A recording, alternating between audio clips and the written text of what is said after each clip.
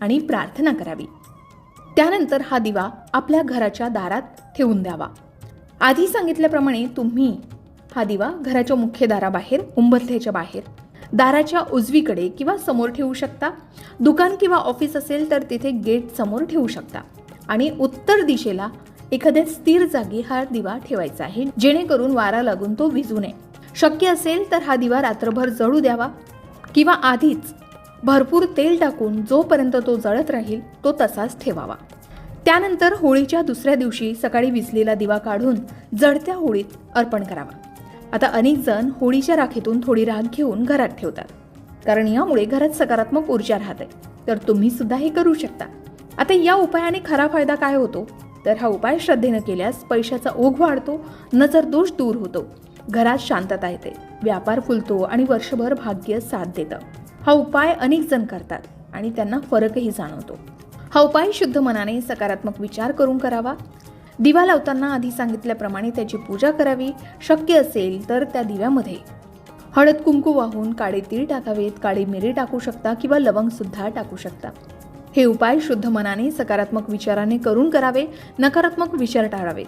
फक्त प्रेम, आनंद आणि कृतज्ञता ठेवावी. प्रत्येक कुटुंबाची परंपरा वेगळी असते, म्हणून घरातील वडीलधाऱ्यांचा आणि तज्ज्ञांचा सल्ला आणि मार्गदर्शन सुद्धा घ्यावा. होळीच्या सणात वास्तुशास्त्रानुसार असे अनेक उपाय सांगितले जातात, ज्यामुळे घरातील नकारात्मक ऊर्जा, वास्तुदोष, ग्रहदोष, नसरदोष, कौटुंबिक कलह दूर होतात आणि सुखसमृद्धी, धनप्राप्ती, स्थिरता येते.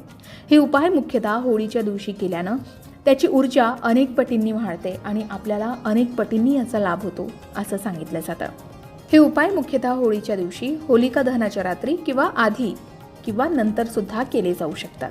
आपापल्या सोयीनुसार आपण हा उपाय करू शकता.